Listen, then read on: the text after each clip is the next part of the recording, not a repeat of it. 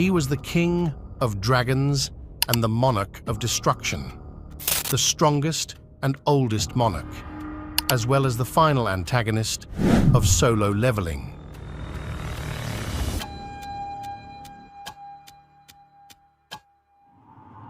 Antares was a handsome and muscular man with long red hair, neatly trimmed red beard, and glowing red eyes.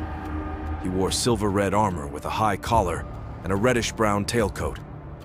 Created to destroy all of existence, Antares reveled in the devastation caused by his powers. He held a disdainful attitude toward humans and had no qualms about slaughtering them by the millions to lure out the Shadow Monarch for battle. Despite his love for destruction and death, Antares had a sense of honor. He was willing to negotiate with those strong enough to impress him in battle, a scene when he offered to withdraw his forces and spare mankind, as long as Jinwoo promised to fight alongside him against the rulers. As the mightiest monarch, Antares stood as one of the most formidable beings in existence, surpassed only by Ashborn in strength. Yet, even Ashborn fell short of Antares' raw power. He wielded immense physical strength, surpassing even the Shadow Monarch himself. This was evident in his ability to effortlessly hold his ground against Jinwoo in their battle, ultimately overpowering him. Antares possessed near invulnerability, rendering him virtually immune to physical harm.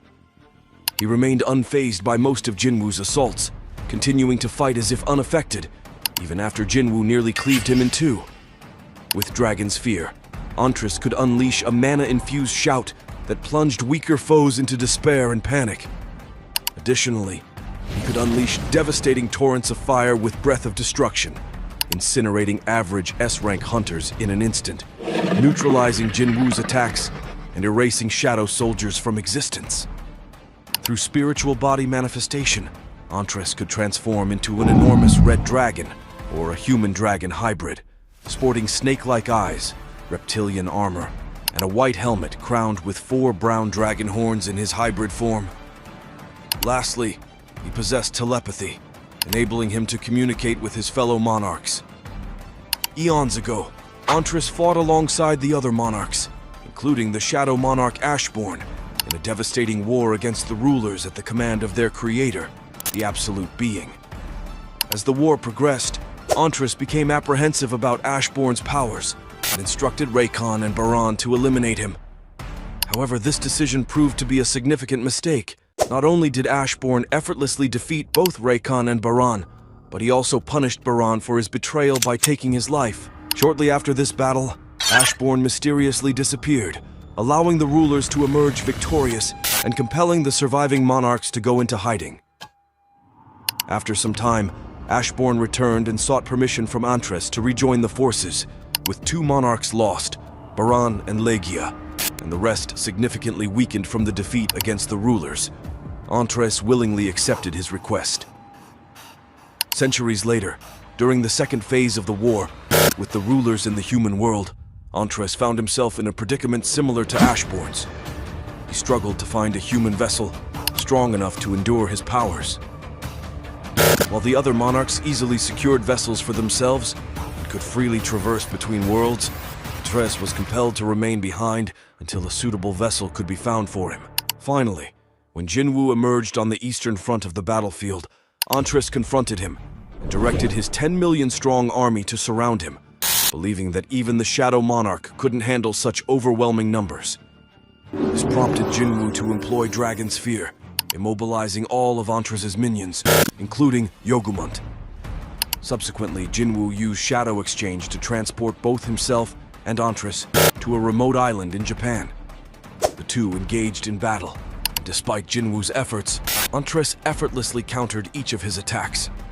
Although Jinwoo's attacks simply bounced off Antares' skin, Antares was still impressed by his strategic sense. Consequently, he halted his attacks and offered to spare humanity from extinction as long as Jinwoo helped him defeat the rulers.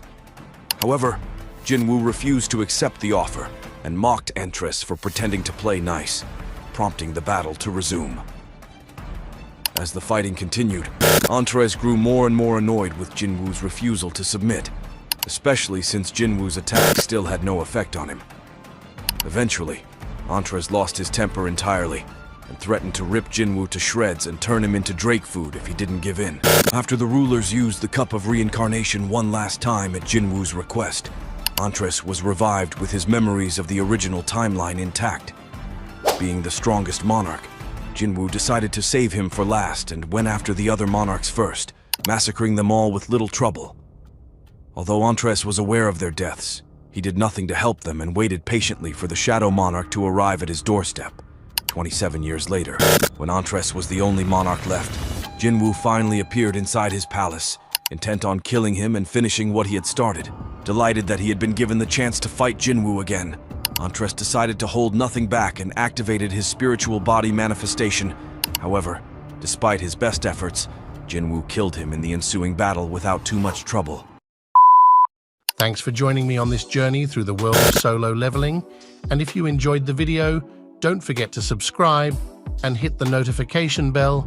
Until next time, stay legendary.